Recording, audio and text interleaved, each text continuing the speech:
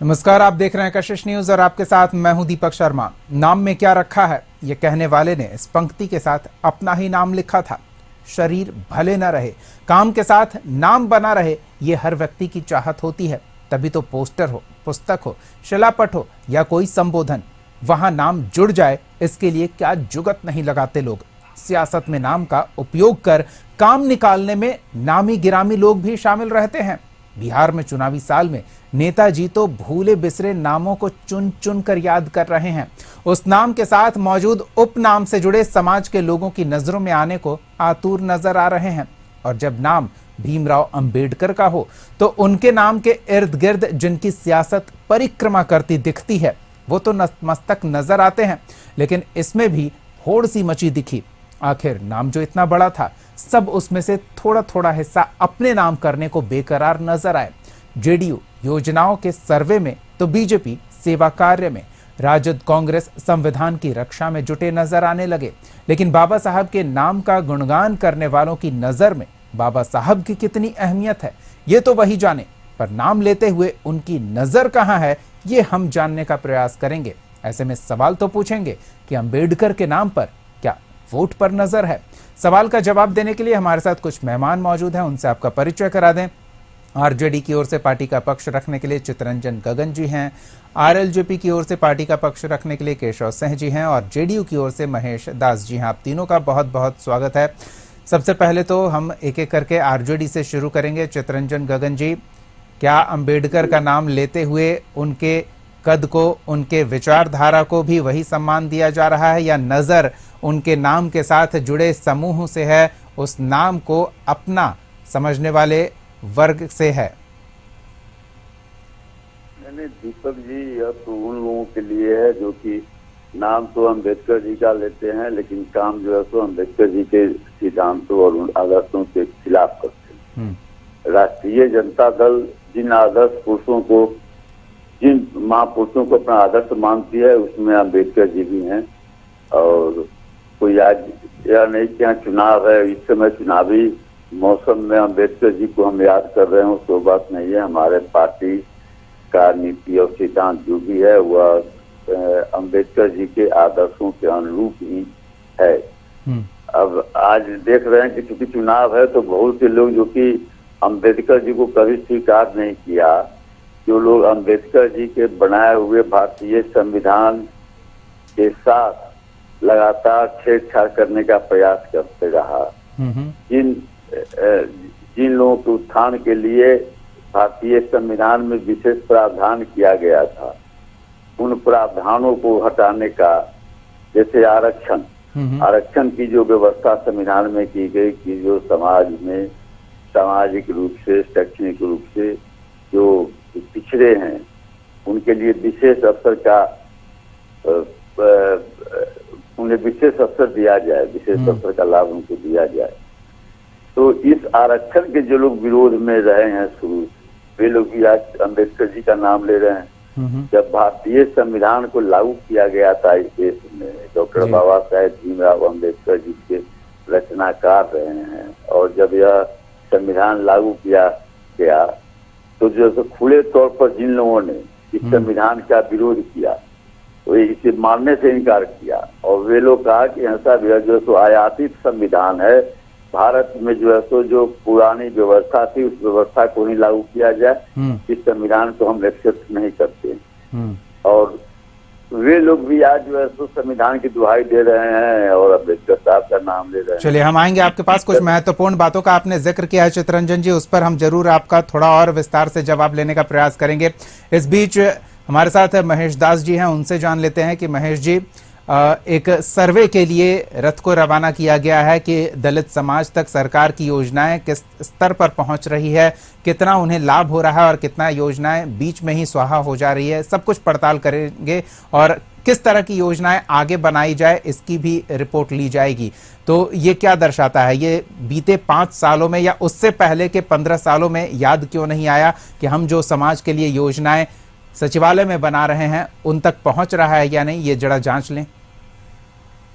दीपक जी, आदरणीय नीतीश कुमार जी जब से सत्ता संभाले 2005 से 5 से संभाले हैं और 6 में ही इन्होंने पंचायती राज व्यवस्था में आरक्षण का व्यवस्था किया, इसमें 50% महिलाओं का भी और SC ST OBC के लिए। तो क्या उस समय आप ये दुहाई देंगे कि अभी तक नहीं हुआ? ये तो हमारे नेता जब से आए तब से हुए, क्योंकि RJD के शासन उससे पहले था, तो उस समय तो ठंडे बस्ते में सुप्रीम कोर्ट में इन लोगों ने डाल के रख दिया था। उसके बाद 2007 में नगर निगम में व्यवस्था किया गया, 2007 में फिर से समाज कल्याण हुआ करता था, उसको SC ST कल्याण मंत्रालय बनाकर एक अलग से उसमें बजट का प्रावधान करके आदरणीय नीतीश कुमार जी बिहार में दलितों के लिए स्पष्ट नीति के साथ उन्होंने विकास करने का काम किया।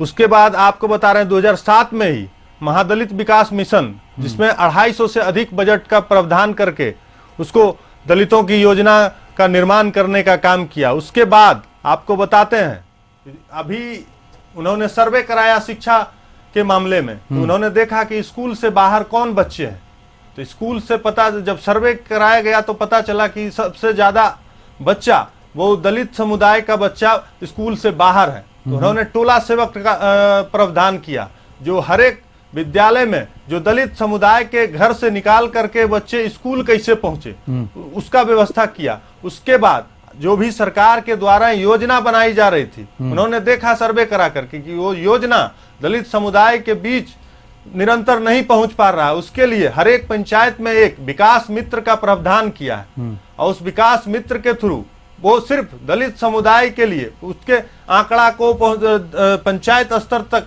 लेकर और फिर वहां योजना का किस तरह से वहां पहुंचाया जाए, तो इस तरह का निर्माण किया। और इतना ही नहीं, उसके बाद दलित समुदाय के लिए नर्सरी से लेकर PG तक फ्री शिक्षा का व्यवस्था है। बिहार में इंजीनियरिंग कॉलेज, पॉलिटेक्निक कॉलेज है, ITI कॉलेज है। पूरे देश में कहीं भी 5 से 10 रुपया में पढ़ाया जाता है क्या?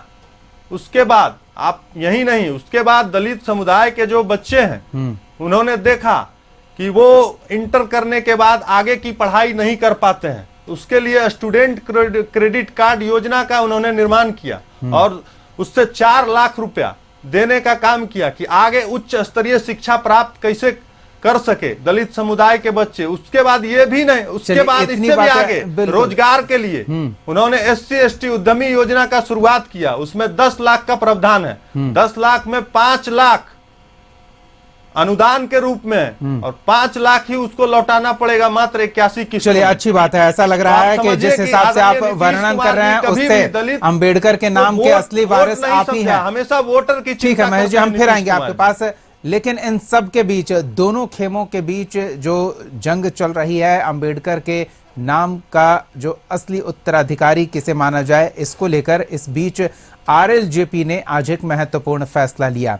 अंबेडकर जयंती के अवसर पर पशुपति पारस ने खुले मंच से ये ऐलान कर दिया, जो अब तक पर्दे के पीछे चर्चा थी, उस चर्चा को स्पष्ट कर दिया कि वो अब NDA खेमे से खुद को दूर कर रहे हैं। लेकिन आगे का क्या सियासी उनका रोल रहेगा, इसका खुलासा नहीं किया है। केशव जी हमारे साथ बैठे हुए हैं। केशव जी, JDU का पक्ष रख रहे थे, तो स्वाभाविक तौर पर BJP का पक्ष रखने वाले इनसे 2 गुना गिनाएंगे कि केंद्र में ये हुआ, तो बिहार में डबल इंजन की सरकार ने ये किया। इस तमाम प्रयासों के बावजूद एक पिछड़े दलित समाज का प्रतिनिधित्व करने वाला नेता NDA से खुद को अलग कर लेता है, इसके क्या मायने निकाले जाएं? देखिए, सबसे पहले NDA का हाथी का स्वरूप है। खाने के लिए अलग दांत है, दिखाने के लिए अलग दांत है। ये कह रहे हैं जितना योजना का नाम बता रहे हैं, हमारे नेता कहते थे पहले से, पूज्य रामविलास पासवान जी, कि न देश में नीति की कमी है न नियम की कमी है, कमी है तो नियत की। इनकी जितना योजना है सब योजना सचिवालय में बंद बक्सा में पड़ा हुआ है, धरातल पर कोई योजना लागू नहीं है। जितना नियुक्ति कह रहे हैं, ये नियुक्ति वो सब राजनीतिक मशीनरी बनाने के लिए किए हैं, दलितों का हित के लिए नहीं। दलितों का हित में चलिए मैं बात करता हूँ कि महेश जी जिस समुदाय से आते हैं, रविदास समुदाय से आते होंगे संभवतः। रविदास समुदाय का जो पुश्तैनी धंधा था वह क्या है, चमड़ा उद्योग से जुड़ा हुआ। बिहार स्टेट लेदर कॉर्पोरेशन कितना वर्षों से बिहार में बंद है और चलित का एक भी शोरूम नहीं है।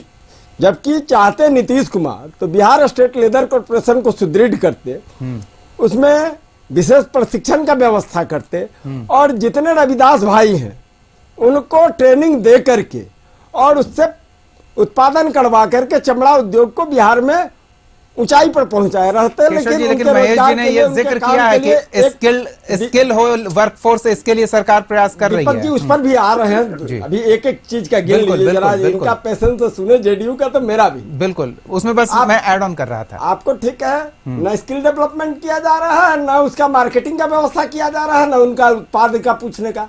टोटल का टोटल रविदास समुदाय के लोग आज या तो खेतिहर मजदूर है या पलायन करने के लिए मजदूर है। ठीक उसी ढंग से आ जाइए डोम मेहतर हलखोड़ है, उनका स्थिति क्या है? वो सफाई करने का काम करते हैं, समाज का सबसे बड़ा काम करते हैं कि पूरा देश को, राज्य को और गली गुच्चा को साफ करने का काम करते हैं, शहरी व्यवस्था को सुदृढ़ करने का काम करते हैं। लेकिन चले जाइए नगर निगम, नगर परिषद, नगर पंचायत में जितना रोजगार था सारा रोजगार को ठेका व्यवस्था पर डाल दिया गया। ठेका मजदूरी, और वो भी मजदूरी समय पर नहीं मिलता है, धरना प्रदर्शन करते हैं हर 4 महीने पे। वो भी न्यूनतम मजदूरी मात्र 412 रुपया आज के डेट में है। आज से 10 दिन पहले माने 31 मार्च के पहले वह 392 रुपया था। अब बताइए 412 रुपया हो या 392 रुपया, उससे जो कमाएगा उसका क्या स्थिति रहेगा? उसमें भी पीएफ ईएसआई काट लेना है। ठीक उसी ढंग से चलिए आप, पासी समाज के लोग थे, पासी का जीवन यापन करने के लिए ताड़ी और नीड़ा बहुत बड़ा उत्पादन था। ताड़ी को इन्होंने बंद कर दिया, उसका उत्पादन एक पहले सुनिए, स्वरूप बदला, शब्द के प्रयोग पर शायद महेश जी को आपत्ति हो गई। न व्यवसाय हो रहा है, नीड़ा का एक भी उद्योग नहीं डाला गया है, न नीड़ा उत्पादन के लिए प्रशिक्षण दिया गया है। हाँ, दो चार आपको सचिवालय और चिड़ियाखाना के अगल बगल में गुमटी रख करके जरूर बोर्ड लगा दिया गया है। पासी समाज आज भूखमरी का शिकार हो रहा है, उसको देखने वाला नहीं है। यानी दलित वर्ग का 22 उपजाति है, 2200 का स्थिति बद से बदतर करने का काम किया है। यही नीतीश कुमार, बताइए ना बाबा साहब भीमराव, चले जरा सा बिल्कुल समुदाय भाई जरा सा महेश जी एक सेकंड ऐसे डिबेट कराइए कि दीपक जी मैं नहीं बैठूंगा। नहीं पहले एक सेकंड केशव जी आप एक सेकंड रुकिए ना। बताती है नहीं महेश जी, मानसिकता पर अभी भी मानसिकता बना, अभी चितरंजन जी को हम बोलने का मौका देंगे तो वो चाल चरित्र चेहरा ही बोलेंगे। महेश जी ठीक है, हाँ मैंने केशव जी बिल्कुल यही मैं बोलने वाला हूँ, यही मैं बोलने वाला था। दलित नहीं पीने देना चाहते थे वो लोग हमको पैसा का बात करते हैं, दलितों का उद्धार कैसे होगा ये बताएंगे। तो आप सुनेंगे तो आज केशव जी की बात आप सुनिएगा तब तो महेश जी इनको तुरंत कमी दिखने लगा। दीपक जी नहीं, वो मैं बोलने वाला था, आप टोक कर बोल रहे हैं तो उनके नाराजगी है। अब कमी इनको दिखने लगा। नहीं वही तो है महेश जी, समझाएंगे कि कौन सा जाति का कैसे हुआ जो महेश जी वो बताएंगे ना। नहीं आपने अपनी पूरी बात रखी महेश जी, एक सेकंड नहीं एक सेकंड महेश जी, आपने अपनी पूरी बात रखी, उनकी बातों को काटने के लिए हम यहाँ मौजूद हैं, आपको परेशान होने की आवश्यकता नहीं है। नहीं व्यक्तिगत जाति पे क्यों जा रहे हैं? हर वर्ग नहीं हर जाति पे क्यों नहीं जाएंगे? समुदाय का चर्चा करें ना भाई, नहीं आपत्ति नहीं, ठीक है, क्यों कर रहे हैं? चलिए ठीक है, वो केशव जी आपने व्यक्ति विशेष जो हमारे स्टूडियो में मौजूद है उनकी जाति को लेकर टिप्पणी की तो शायद इससे वो नाराज होंगे। नहीं आप व्यक्तिगत पे न जाए, ठीक है, वो इनकी आपत्ति समझ लीजिए ना, इनकी आपत्ति आप समझ गए कि व्यक्तिगत नाम लेकर इनकी टिप्पणी। ठीक है, आपको चलिए सुनिए, लोग हैं जो संविधान को तार तार करने वाले। केशव जी की सुन लेते हैं महेश जी, चलिए एक छोटे से ब्रेक के लिए रुक जाते हैं, हम इस चर्चा को सही दिशा देना चाहते थे, चर्चा को इधर उधर न भटकाएं। स्थिति बनी थी उससे आप अनुमान लगा सकते हैं कि अंबेडकर नाम, उस नाम से जुड़े समाज की सियासत में कितनी अहमियत है कि उसके साथ अपना सकारात्मक जुड़ाव प्रदर्शित करने के लिए सभी दल जोर शोर से जुटे रहते हैं। एक बार फिर हम इस चर्चा को जारी रखेंगे, चितरंजन जी से शुरू करेंगे। चितरंजन जी, आरोप प्रत्यारोप का दौर तो चल ही रहा है, लेकिन आपको मौका मिल रहा है तो हम चाहेंगे कि आप अपनी पार्टी की ओर से उस समाज के लिए क्या सकारात्मक किया गया है इसका उल्लेख जरूर करें, और अगर इस बातचीत के दौरान ब्रेक से पहले कुछ आपत्तिजनक लगा हो तो उसका भी उल्लेख करना चाहेंगे तो जरूर कर सकते हैं। दावेदारी हो रही है कि कौन कितना बेहतर कर पाया है दलित समाज के लिए। नहीं, अब सवाल है कि जहां अब झूठे बोलने का कंपटीशन हो जाए। अब महेश जी इतना सरासर झूठ बोलते हैं, असल में भाजपा के साथ भाजपा को तो बने इसी में पारंगत ही है। नीतीश जी कहते थे कि बड़का झूठा पार्टी, तो अब जैसे कह रहे थे कि नीतीश जी जो है, नीतीश जी चुनाव में आरक्षण दिए। महाराज गजब आदमी आप हैं। अरे अब डिबेट में आते हैं तो कुछ पढ़ लिख लीजिए कीजिए, पढ़ लिख के तब आगे यहाँ पर जो है। चित्ररंजन जी व्यक्तिगत न जाए, आप गलती क्या है वो बता दीजिए, इन्होंने गलत क्या बोला वो बता दीजिए। हाँ नहीं, यह जो शेड्यूल कास्ट और शेड्यूल ट्राइब का रिजर्वेशन जो है, जब पंचायती राज अधिनियम 1993 में बना था, उसी में यह प्रावधान कर दिया गया था आरक्षण का। कोई जो है नीतीश जी की कृपा से नहीं मिला। और जब पहली बार ग्राम पंचायतों का चुनाव हुआ, आदरणीय मुख्यमंत्री थी राबड़ी जी, उनके रीजन में चुनाव हुआ और जो है सो एससी को जो है सो यहाँ पर रिजर्वेशन दिया गया। अभी कह रहे हैं कि जो है सो रिजर्वेशन नीतीश जी दिए। साहब इतना सरासर झूठ बोलिएगा, झूठ तो जो है केवल उसका जो भी योजना बनाया। मैं जानना चाहता हूँ कि आउटपुट क्या हुआ। अरे इसीलिए आप लालू जी को जो है सो लालू राज को आप जंगल राज कहते हैं, इसलिए कि लालू जी जो है सो पहला मुख्यमंत्री हुए। और शायद उसके बाद भी नीतीश जी कभी गए क्या दलित के बस्ती में? कभी गए कभी मुसहर के बस्ती में? कभी गए कभी दलितों के बस्ती में? कभी उसकी हाल से जानने का प्रयास किया? कभी बैठकर एसी के कमरे में बैठकर जो है तो आप फाइल में चित्ररंजन जी आपने इस बात का उल्लेख किया है, तो मैं उसमें जोड़ देना चाहता हूं कि हर साल 2 बार स्वतंत्रता दिवस और गणतंत्र दिवस को नीतीश कुमार एक दलित बस्ती में जाते हैं, उनके मोहल्ले में जाते हैं, वहां ध्वजारोहण करते हैं, समाज के लोगों से बातचीत करते हैं। नहीं, आप उसे जिस परिप्रेक्ष्य में प्रस्तुत करना चाहें, बस मैं जोड़ दे रहा चाह रहा हूं कि दर्शक इस बात को इस आपके वाक्यांश के साथ ध्यान रखें। नहीं, सुन लीजिए। दलित टोला में जाकर झंडोत्तोलन करना इनका शुरू किया हुआ नहीं है, यह आदरणीय लालू जी ने शुरू किया था। लेकिन उससे समस्या का समाधान नहीं है। आप जाके उसके टोला में झंडा फहरा के फोटो खिंचवा के अखबार में छपा दीजिएगा। दलित बस्तियों में जाकर उनको प्रशासन को बुलाकर डीएम और एसपी को साथ ले जाकर दलित बच्चों को स्नान करवाना, उनको पढ़ने के लिए किताब दिलवाना। और यह लालू जी का नारा था, पढ़ो। अम्बेडकर जी ने जो कहा था कि पढ़ो, उसको जो है जमीन पर उतारने का हम लालू जी ने किया। क्या बात करेंगे नीतीश कुमार जी? हर दलित टोला में जहां पर कि अगर 20 लड़के भी अगर हैं, वहां पर आदरणीय लालू जी ने और राबड़ी जी ने इस विद्यालय खोलने का काम किया था जी। और उन विद्यालयों के लिए उसी समय वही शिक्षा मित्र जो बहाली हुई थी लगभग 2 लाख, जो बाद में नियोजित शिक्षक कहलाए। लेकिन ये तो कहते हैं चरवाहा विद्यालय का कुछ सरोकार ही नहीं रहा, वो बस वही पोस्टरबाजी और हेडलाइंस के लिए था। अरे नहीं, सुन लीजिए, मैं बता रहा हूँ, अगर चरवाहा विद्यालय पर डिबेट करवाइए, डिबेट करवा लीजिएगा। मैं कह रहा हूँ दलित बस्तियों में स्पेशली विद्यालय खोला गया, प्राथमिक विद्यालय। और जहाँ पर प्राथमिक विद्यालय थे उसे उत्क्रमित विद्यालय का दर्जा दिया गया। आज उन विद्यालयों की स्थिति क्या है? आज वे सारे विद्यालय जो बंद कर दिए गए या किसी विद्यालय में टैग कर दिया गया। न कहीं मीडिया में इसकी चर्चा है, न कहीं की चर्चा इसकी है। और ये बात करते हैं दलित के जो शोषण करने वाले लोग हैं, उसको मजबूती प्रदान करने का इन्होंने काम किया है। बाबा साहब डॉक्टर भीमराव अम्बेडकर ने जिस संविधान की रचना की थी, उस संविधान को नहीं मानने वाले के साथ बात करते हैं। आरक्षण जो आरक्षण का विरोधी है, नरसंहार का जिक्र कर रहे हैं महेश जी। नहीं, क्यों नहीं? आज जातीय जनगणना हुआ, जातीय जनगणना के बाद आरक्षण का दायरा जो है तो 50 से चित्ररंजन जी, महेश जी कह रहे हैं कि जातीय विद्वेष की खाई लालू प्रसाद यादव के कार्यकाल में गहरी हुई और उसमें खून भरा गया, दलित समाज का खून भरा गया तो अगड़ों का भी खून भरा गया। ये लालू प्रसाद के कार्यकाल की उपलब्धि बता रहे महेश जी।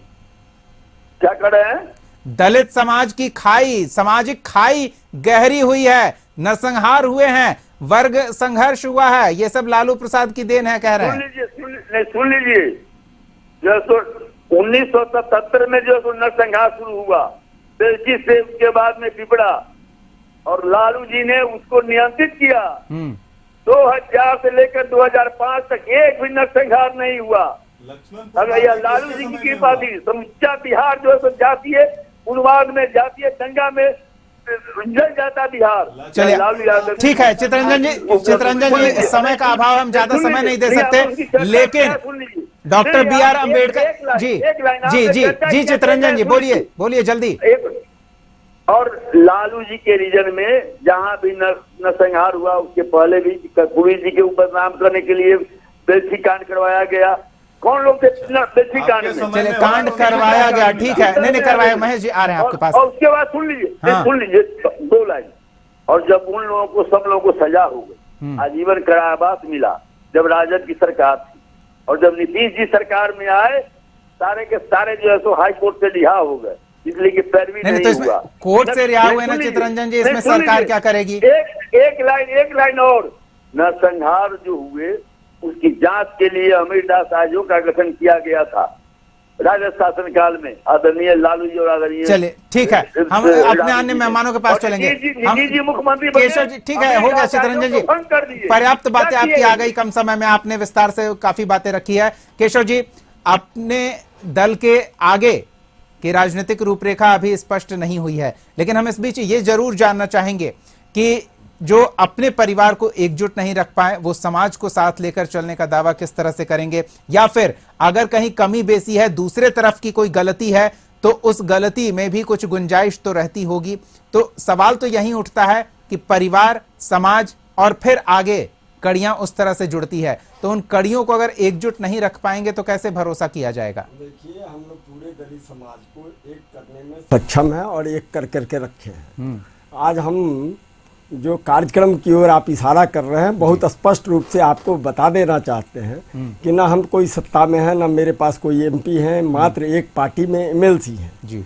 लेकिन कार्यकर्ताओं ने जिस ढंग से पूरे बिहार से 30-35 हजार की संख्या में जिस उत्साह के साथ आज बाबा साहब भीमराव अम्बेडकर के जयंती में उपस्थित हुआ, और उसमें सभी समाज के लोग आए, दलित वर्ग के 22 उपजाति जो है, उस 22 उपजाति का 22 उपजाति और अन्य जाति धर्म के मजहब के भी लोग आए और आकर के हिस्सा लेकर के यह साबित कर दिए कि पशुपति कुमार पारस जी दलित समाज ही नहीं, बिहार के विभिन्न जाति धर्म मजहब के लोगों को एक मंच पर ला करके और बिहार में मतलब पशुपति पारस जो एक प्रभावशाली चेहरा है दलित समाज का, वो एनडीए से अलग हो गए हैं। महेश जी, इसका खामियाजा एनडीए को भुगतना पड़ेगा। एक गलत छवि एनडीए की उस समाज में जाएगी कि एक नेता को अपने साथ नहीं रख पाए, उन्हें रुष्ट कर दिया, तो पूरे समाज को कैसे साथ रख पाएंगे? देखिए, एनडीए में दलित नेताओं की कमी नहीं है, वैसे भी ये 2024 के इलेक्शन में भी अलग ही थे। 2024 में अलग थे तो नरेंद्र मोदी काहला बुलवा करके प्रचार किए, गया में काहला प्रचार किए, औरंगाबाद में काहला प्रचार किए। अलग तब मानेंगे जब वो आज खुले मन से कह दिए। वो क्या नरेंद्र मोदी नॉमिनेशन में काहला बुला लिए, आप इसका जवाब दे दीजिए ना। चलिए महेश जी बोलिए। इनकी तो लड़ाई अभी चल रही है अस्तित्व की, तो इनका बात ही छोड़ दीजिए। अच्छा, आरजेडी के लोग अभी बोल रहे थे, एक मिनट, आरजेडी के लोग बोल रहे हैं ऐसे कैसे होगा, आप ही बोल रहे थे बीच में इंटरप्ट नहीं करेंगे, बीच में यही इंटरप्ट कर रहे हैं। 2000 में नीतीश जी शपथ लेकर के 7 दिन में बहुमत नहीं साबित किए, 2005 में लोजपा के ही बदौलत आज बिहार का मुख्यमंत्री बने हैं। ठीक है, तो और आज सुन लीजिए, अम्बेडकर जयंती में संकल्प ले लिया अम्बेडकर नहीं है, सत्ता से इस बार नहीं हटा दिया तो रालोजपा का नाम नहीं। ठीक है, इसके साथ महेश जी आप अपनी बात आगे बढ़ाएं। अगर सत्ता से नहीं हटा दिया तो आप रालोजपा नाम नहीं। छोड़िए नहीं, इनका अभी विरासत का लड़ाई चल रहा है, ये अपना लड़ लें उधर। नहीं, लेकिन एक समाज का विरासत को काहला सटाए।